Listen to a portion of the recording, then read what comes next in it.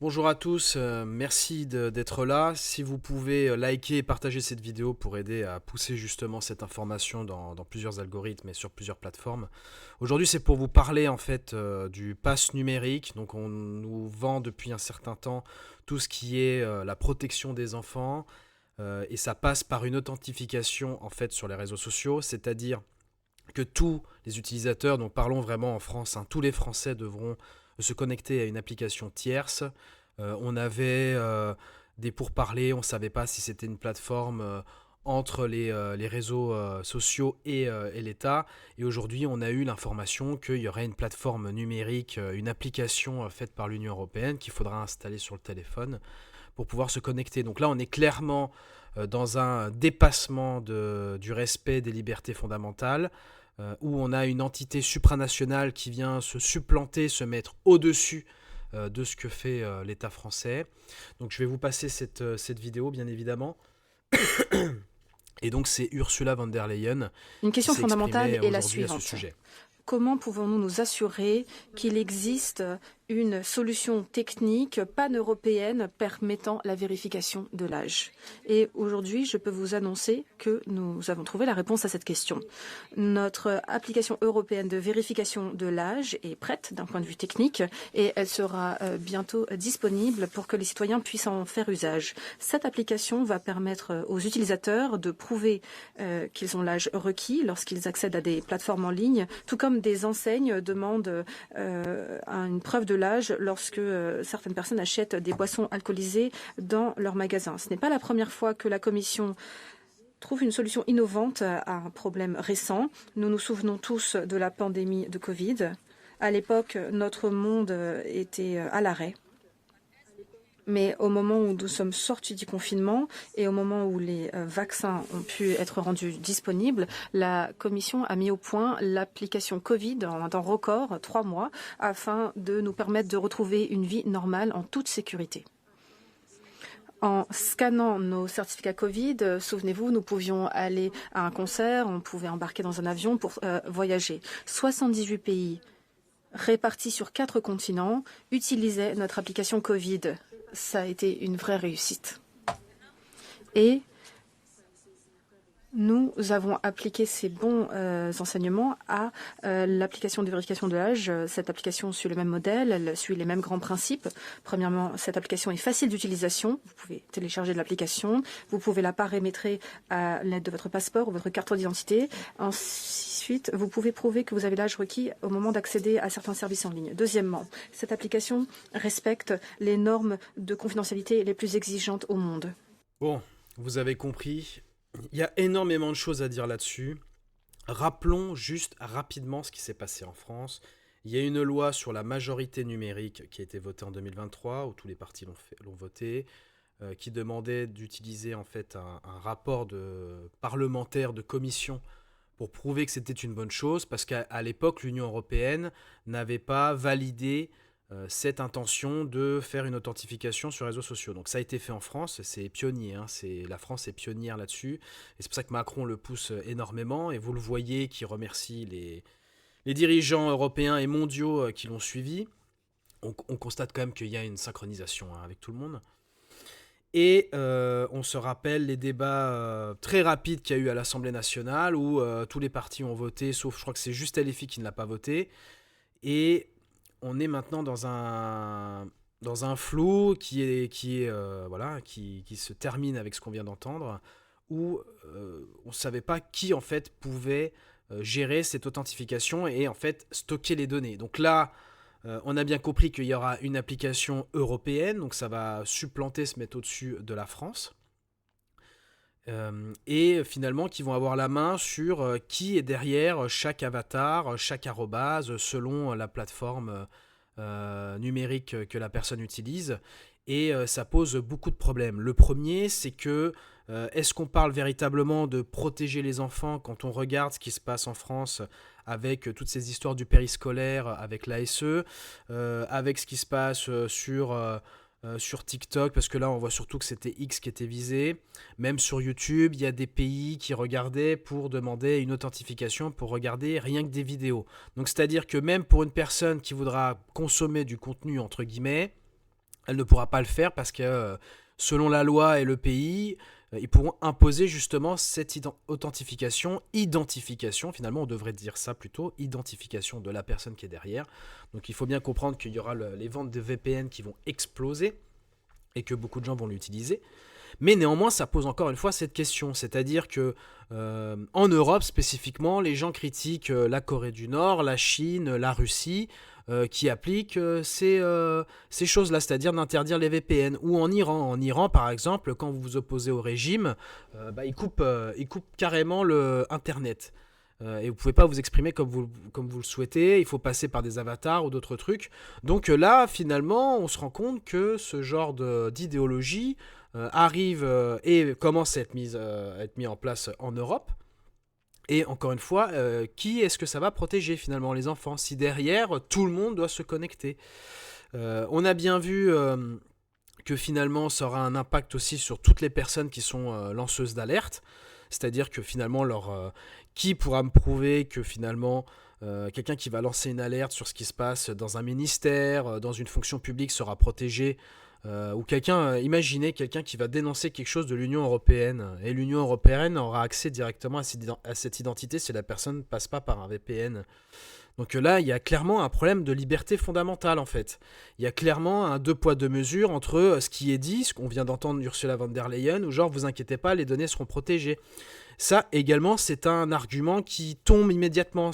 En France, par exemple, on a vu qu'il y a tous les jours plusieurs fuites de données qui s'envolent dans la nature et qui sont vendues par des hackers sur des plateformes obscures et qui peuvent être utilisés par d'autres hackers, des personnes qui veulent faire des fraudes, des gens qui peuvent faire pression, ou rappelez-vous, ceux qui sont dans des bases de données, par exemple pour les armes, pour les crypto-monnaies, ils se font séquestrer chez eux pour qu'on leur prenne leurs armes ou qu'on leur prenne leur portefeuille, enfin les informations pour avoir le portefeuille numérique. Donc là, on arrive vraiment à un niveau de totalitarisme débridé, de bouffées délirantes totalitaires qui arrivent très clairement, où on dit aux gens qu'ils ne sont pas capables en fait de s'occuper de leurs enfants, de leur dire que c'est l'État qui va devenir le responsable et mettre le cadre et qui veut les identités de tout le monde, donc vous ne pouvez plus consommer Internet comme vous le souhaitez. Et ça pose encore une fois un gros problème déjà, il y a un problème pour moi de légitimité et même de liberté. C'est-à-dire que si demain ce modèle, et de toute façon ça va être le cas, il ne faut pas se leurrer, va être débridé, détourné, que si quelqu'un dit quelque chose qui ne va pas dans le sens de l'Union européenne ou du pays qui met en place cette mesure, il faut tout de suite s'attendre à ce qu'il y aura des poursuites. Vous aurez des choses comme ce qui se passe en Allemagne dès que vous traitez un élu, ou en Angleterre où vous avez les policiers qui viennent directement chez vous faire une intervention et vous envoyer en garde à vue. Donc là, on est clairement en train de passer un cap, c'est dystopique, très clairement. 1984, je pense même que George Orwell n'avait pas imaginé ça. Donc, encore une fois, il faut véritablement s'opposer. Aussi, un autre truc qui m'a quand même frappé et qui, personnellement, m'énerve expressément, c'est cette comparaison avec le pass sanitaire. Donc, c'est-à-dire que nous avons la présidente de la Commission européenne, à l'Union européenne, Ursula von der Leyen, qui prend comme exemple le pass sanitaire. Donc, à la base, elle explique que c'est par rapport à par le fait que c'est opérationnel et la prouesse technique, comme elle le dit, par rapport au fait d'avoir utilisé cette application dans plus de 70 pays, je crois qu'elle a dit, et que ça a été utilisé par tous les citoyens. Et là, on voit bien qu'encore une fois, c'est mettre la carte d'identité, les informations personnelles.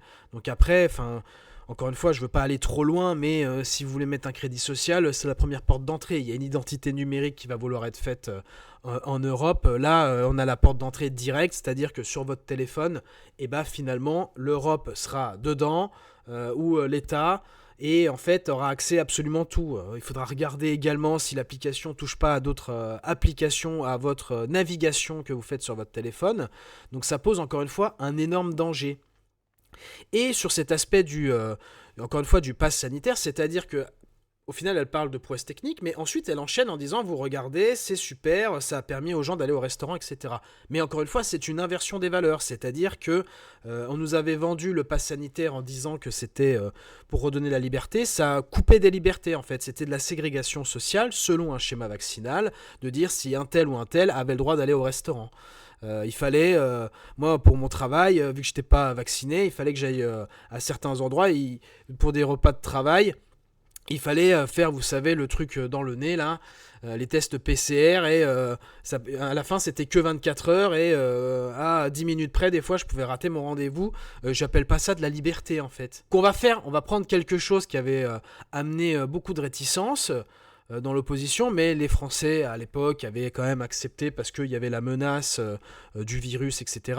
Là, au final, si on transpose cette chose aux réseaux sociaux, c'est-à-dire que les réseaux sociaux sont un virus et qu'il faut le pass numérique pour protéger les jeunes, mais à l'époque on disait que c'était les vieux, maintenant que ce sont les jeunes, et qu'il faut passer par là forcément, comme un videur d'entrée de boîte de nuit, ou un policier, où vous lui donnez votre carte d'identité pour pouvoir rentrer. Donc là, on est clairement dans un ça débride complètement, absolument toutes les velléités totalitaires d'écraser la liberté d'expression. Ça va toucher tous les Européens. On constate que ça va dans la logique, comme je vous disais, des dictatures totalitaires. Et encore une fois, par rapport, il y a des élections qui arrivent bientôt, c'est selon la personne qui arrivera au pouvoir, pourra l'utiliser à ses fins. Voilà. Donc c'est-à-dire que si demain cette loi passe, et elle va probablement passer malheureusement, il y aura le parti qui sera à la tête. Si demain il décide, que ça soit de gauche, de droite, du centre, c'est la même chose. Si demain il décide en fait d'utiliser cet outil-là pour mettre en prison ses opposants politiques, qui pourra l'en empêcher? Personne. Personne pourra l'empêcher. Vous croyez que la CEDH va faire quoi que ce soit, alors que là c'est validé de faire une application pour voir qui va se connecter sur telle ou telle plateforme? Donc on a bien compris que leur but c'était de faire peur. Ils veulent faire les plateformes numériques deviennent comme LinkedIn, hein, où que tout est faux, tout est fait sous IA, tout est fait pour aller dans le sens du camp du bien, de la bien-pensance, et finalement tout ce qui est opposition politique va se faire écraser parce qu'on a vu depuis des années que les Français par exemple n'allaient plus dans la rue. On a vu ce qui s'était passé pour les Gilets jaunes avec les LBD, on a vu ce qui s'était passé avec les gens qui allaient pour le pass sanitaire, on a vu ce qui s'était passé pour les gens qui allaient pour la réforme des retraites. Il ne se passe rien. Là, vous avez vu également que tout ce qui passe par le domaine législatif, par exemple sur la loi Yadan, qu'on soit d'accord ou pas, c'est pas ça le sujet. C'est-à-dire que vous avez 700 000 personnes qui se sont inscrites sur une pétition à l'Assemblée nationale. C'est balayé d'un revers de main par les parlementaires. Donc qu'est-ce qui nous reste en fait? Voilà, c'est-à-dire qu'il restait, parce que la rue, vous ne pouvez pas y aller, ça ne marche pas. Les institutions, ça ne fonctionne pas. Il restait les réseaux sociaux. Et maintenant, ils verrouillent les réseaux sociaux, en fait. Donc, à partir de ce moment-là, si les gens ne se mobilisent pas, comprenez bien que ça amènera, en fait, à avoir des candidats fantoches qui devront être validés par le système. Le système, c'est ce que j'appelle l'espace médiatico-politique, que ça aille dans le bon sens des grandes lignes, que ça soit sur l'Europe, que ça soit sur le vivre ensemble, etc., mais qui est fait de mauvaise façon. Et vous ne pourrez plus rien dire. C'est-à-dire que si demain un sujet sera décidé pour être comment dire, répréhensible, eh ben, ils pourront bloquer votre compte, vous créer des problèmes, etc., etc. Donc ça, on n'est pas du tout, ce que je vous dis là, on n'est pas du tout dans le complotisme. Vous pouvez vérifier mes dires, vous pouvez regarder sur le site de l'Union Européenne, vous pouvez vérifier la vidéo que je vous ai envoyée, c'est pas un deepfake ou je ne sais quoi, c'est sur une grande chaîne de télé française, sur Ursula von der Leyen l'a fait, c'est sur le site de l'Union Européenne où vous avez tout le descriptif de ce qui a été fait. Donc encore une fois, on utilise le sujet des enfants pour justement bloquer le débat et de dire aux gens, bah vous voyez, si t'es contre ça, en fait, c'est que tu veux pas protéger les enfants, ce qui est un sophisme depuis le début. Et encore une fois, la mauvaise appréciation de beaucoup de gens, c'est de se dire que ces personnes qui sont à la tête du pouvoir le font dans un esprit de bienveillance. C'est pas du tout ça. Les gens qui sont visés, ce sont vous, ce sont moi, ce sont les gens qui dénoncent, ce sont les gens qui sortent des affaires, qui dénoncent un manque de pluralisme à la télé, qui dénoncent des malversations ou ce que font des entreprises dans d'autres pays, enfin voilà, etc. Ça concerne tout le monde en fait. Donc si on laisse ce modèle de société s'installer, c'est-à-dire qu'il y a déjà à l'école où vous mettez vos enfants, où ils se font écraser en fait par la société, demain vous-même vous serez écrasé, finalement vous n'aurez plus le droit de rien dire. Et si demain vous voyez un truc qui est inacceptable et que vous voulez le dénoncer, eh ben, véritablement pour un lanceur d'alerte, si on regarde le cheminement, vous voyez un événement que vous devez dénoncer, vous allez, je sais pas moi, un agent de l'État, vous allez à la police, si la personne ne prend pas la plainte ou remonte pas la chose, vous pouvez rien faire. Donc qu'est-ce qui vous restait après de faire des manifestations? Si vous n'avez pas le droit de faire des manifestations ou si y a personne parce que les gens ont peur d'y aller, c'est bloqué. Et après, il vous restait les réseaux sociaux avec le fait que ça devienne viral et que ça puisse pousser. Là, il y avait encore une possibilité, ça permettait de contourner le système. Là, maintenant, c'est fini en fait. C'est fini. Et en plus, ils auront votre identité pour après vous faire du mal, vous faire perdre votre travail. J'ai partagé récemment quelqu'un qui travaillait dans une boîte de BTP, il fait des vidéos parce qu'il dit qu'il aime bien la France, etc. Ils ont utilisé l'excuse où on voit un petit bout de son habit de travail, ils l'ont viré. On avait vu des gens qui étaient responsables de presse, qui likaient des responsables politiques de droite sur LinkedIn. Ils ont perdu, ils doivent démissionner sous la pression. On avait vu un gardien de but qui avait liké un truc, il disait que c'était par inadvertance, que ça soit inadvertance ou pas. C'est pas ça le sujet, mais on lui mettait la pression parce que c'était un sujet politique. Donc au final, c'est ça. C'est-à-dire que là, on a clairement un système qui écrase les citoyens, qui les empêche de faire des référendums. Le dernier référendum, je vous rappelle que c'est celui de 2005. Il n'y en a pas eu d'autres. Ces questions-là ne sont pas posées. Et si vous voulez en fait dénoncer quelque chose aujourd'hui, ce ne sera plus possible en fait. Ou alors il faudra passer par des influenceurs, mais qui seront validés. Parce que moi, admettons, je fais cette vidéo là, ça ne plaît pas. Ils vont considérer que c'est du complotisme, par exemple. Ils ont mon identité, ils vont me couper mes vivres, ils vont couper ma chaîne. Et puis les gens qui voudront me soutenir pour donner du flux sur les réseaux, ils ne pourront plus le faire parce qu'ils devront s'authentifier. Donc finalement, tout ça tombe en fait. Et c'est ça leur objectif. C'est vraiment ça leur objectif.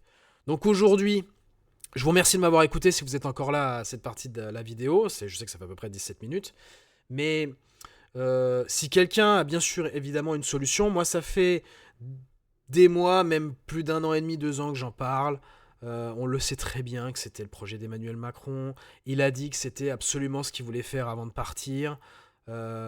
C'est prévu justement pour avoir un impact direct sur l'élection de 2027 parce que la France est la locomotive de l'Europe sur beaucoup de choses. Et là, on le voit, comme je vous l'ai dit tout à l'heure, qu'elle est pionnière justement sur cette loi liberticide. Donc, c'est aux responsables politiques de dire quelque chose et c'est surtout à vous de faire quelque chose aussi, de mettre la pression, de s'assurer que nos droits soient respectés, parce que sinon, je veux dire, c'est clairement une guerre contre les élus et nous. Enfin, je veux dire, si nous n'avons plus le droit de nous exprimer, qu'on doit forcément faire de la démocratie représentative, alors il y a plein de gens qui théorisent ça, de faire de la démocratie directe, mais on le verra après. Mais dans l'urgence, il y a ce qui est important, c'est de remettre la démocratie au centre du peuple, mais dans l'urgence aujourd'hui, c'est de dénoncer justement cette loi, s'assurer qu'elle ne puisse pas passer ou faire tout ce qui est possible pour la retoquer, parce que nous allons le payer à terme. Et encore une fois, c'est une société qu'il ne faut pas laisser à nos enfants et que nous aurons une responsabilité devant l'histoire si tout ceci passe. Voilà, je vous remercie à tous. Si vous avez encore écouté jusqu'au bout, je vous remercie vraiment une nouvelle fois. Si vous pouvez liker, partager cette vidéo, l'envoyer à vos proches, que ça puisse faire un petit peu son chemin. Voilà. Je ne m'attends pas à des choses exceptionnelles au niveau des vues, etc. Mais le but, c'est que le message soit reçu. Que vous soyez d'accord ou pas, n'hésitez pas à me le dire. Le but, c'est qu'il y ait un débat aussi sur cette question. Mais je pense que là, quand on fait le parallèle entre le pass sanitaire et le pass numérique, ceux qui me diront que c'est pour défendre les libertés ne sont que des menteurs ou des propagandistes, ou alors qui sont bien naïfs et bien stupides. Voilà, merci à tous, je vous souhaite une bonne journée et à plus tard.